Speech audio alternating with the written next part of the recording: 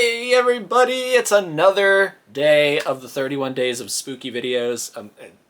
Insane that this is happening. I never thought there would be a time where we would do 31 days of consecutive videos, live streams, content, whatever you want to call it. But we're doing this, man. And today what we're covering is a particular filmmaker who made a couple of horror films, but really ultimately kind of stayed in the murder mystery suspense. He's known as the master of suspense, but he made a couple horror films, and usually when you think of the horror genre and prolific filmmakers in the genre, his name does pop up.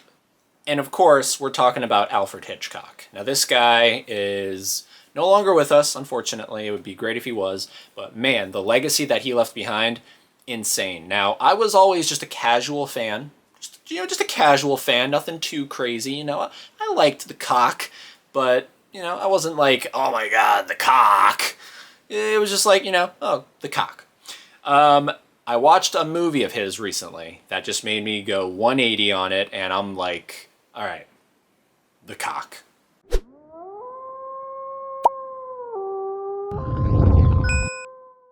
All right, so in no particular order, I'm just grabbing what I have over to the side here. I am going to kick things off, though, with one of my favorite pops in my collection, and that is going to be the Alfred Hitchcock pop. Now, this one is still readily available.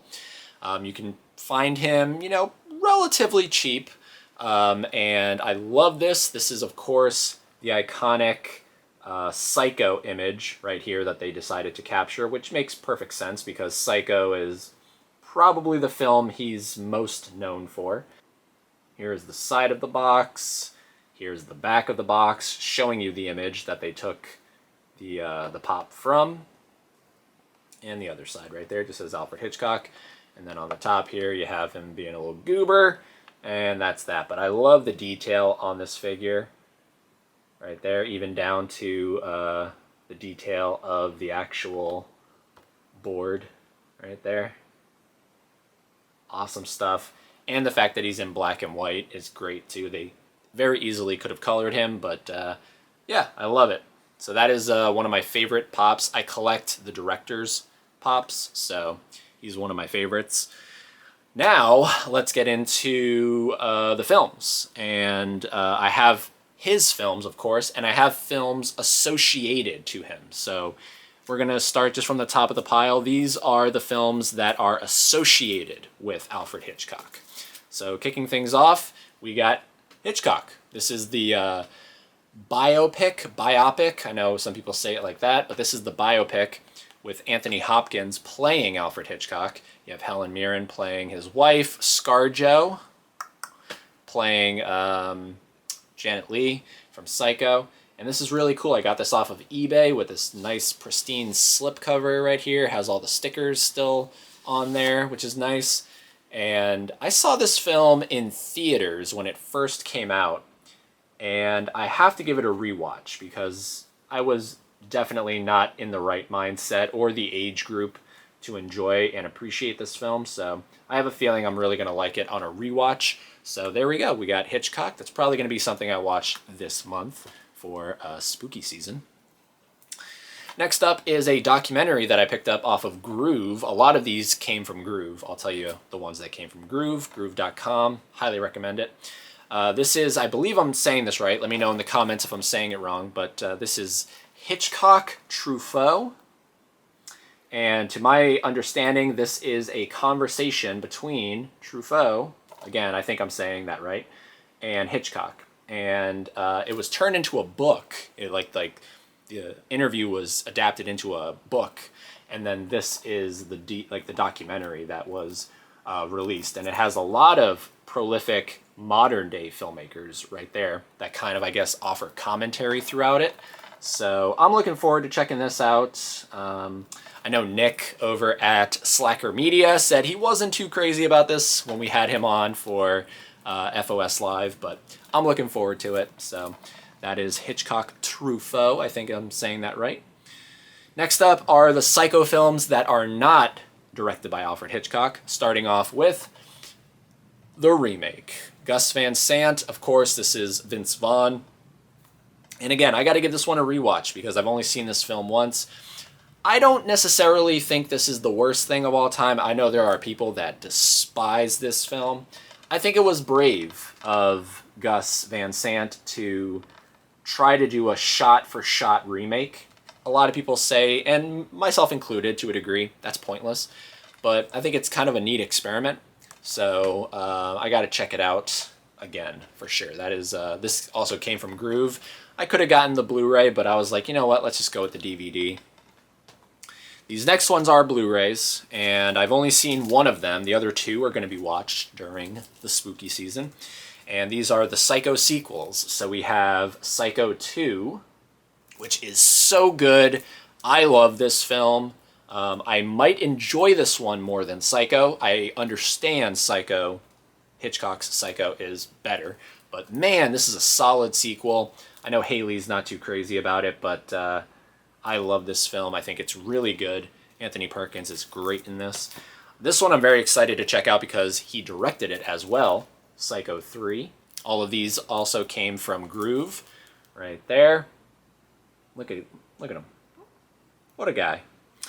And yeah, very excited to check this one out. And I believe this one was filmed, if not entirely, but parts of, at Universal Studios in Florida. So that's really cool. Psycho for the Beginning, directed by Mick Garris, right? Yeah, the guy who directed the Shining miniseries. So this is a TV movie. This one was put on television for some reason. But there we go. We got the Psycho sequels right there. All right, so that's everything that is not associated directly with Alfred Hitchcock. He didn't direct any of those, but they have some kind of connection to Hitchcock.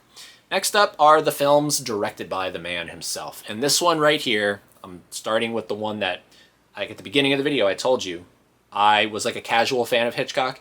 This is the film that made me go, I love this guy. This is my favorite Hitchcock film. And I don't know that that's a really popular opinion, but I love this film. And we're talking about Rope. This also came from Groove. This is one heck. I mean, we were talking about the Psycho remake being a really cool experiment. Talk about a really neat experiment for 1948.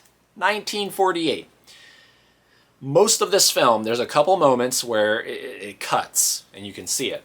And they're not trying to hide it. But most of this film is disguised and presented as one take. And for 1948, that's insane, thinking about how big those cameras were and everything.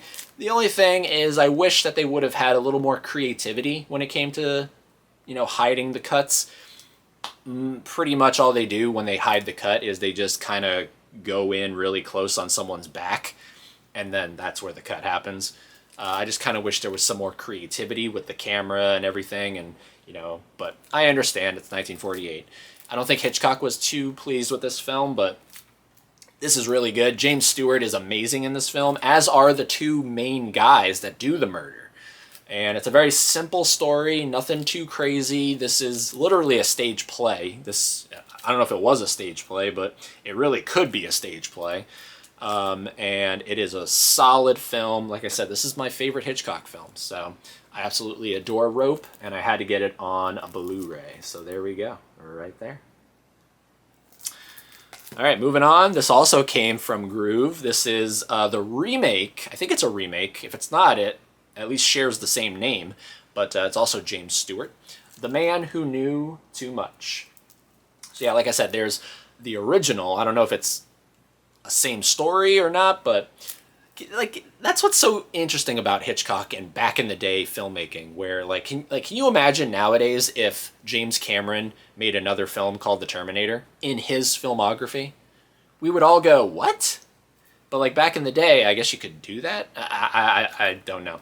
But this is The Man Who Knew Too Much, James Stewart. We also got Doris Day in this, and yeah, looking forward to checking this one out. The original The Man Who Knew Too Much is a Criterion, which I am going to, at some point, have in the collection. I don't have it yet, but yeah, looking forward to checking this one out. This is one of the ones that is definitely the horror film in Hitchcock's filmography, and that is The Birds. This is, I need to rewatch this one because this one is kind of silly to me, but I need to check it out again. yeah, looking forward to it. I mean, compared to like something like Birdemic, this thing is obviously a masterpiece. But yeah, really excited to have that in the collection. That came from Amazon, I believe. This one also came from Groove. This is going to be Marnie with Sean Connery and also Tippi Hedren. Yep, so I have the two Tippi Hedren films right here. I think she only did 2 films with Hitchcock. She couldn't take the guy. But yeah, there it is. Marnie. Also looking forward to checking that one out. Of course, let me know down in the comments if you've seen these films. What do you think about them? I'll let you know if I've seen them. So far, I've seen Rope and The Birds, and I have not seen Marnie or The Man Who Knew Too Much. So looking forward to that. Sean Connery. That's so cool. He worked with Connery. Here we go. This is it right here, Psycho. I mean, come on. It's one of the greatest horror films of all time. This is my favorite Universal Studios horror film that Universal has ever released. I mean, this is like the OG, man. This is the OG modern day, if you want to call it modern. I know 1960, I don't think it's really modern, but whatever. Some people say that's still kind of modern. This is where it all began, man. Right here, Anthony Perkins, Janet Leigh. This is really cool. It has the 2 versions. I don't think I've ever seen the uncut version of Psycho. I've only ever seen just, you know, the rated R version of Psycho. So I'm looking forward to seeing uncut at some point. But yeah, gosh, look at that. Oh man, it's so good. So good. Psycho is amazing. Next up is another James Stewart. So yeah, I own all of the James Stewart films. They did 4 films together. This is going to be Vertigo. I have not seen Vertigo yet. It's a big blind spot in my cinema viewings. But yeah, there we go, right there. Vertigo. I own it. At some point I'll watch it. I know.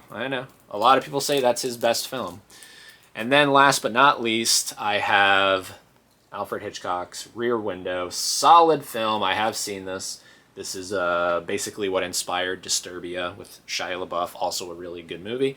But yeah, Rear Window. This also got remade with Christopher Reeves? I don't know if it's Reeve or Reeves. But Christopher Reeves. Damn it. I don't know. It could go either way, I guess. But sorry to all you Christopher R fans out there. Yeah, Rear Window. I mean, come on. It's so good. It is really good. Grace Kelly in this movie. So good. And last but not least, I decided to pick up this season because I want to get into Alfred Hitchcock Presents. So I started obviously with season 1.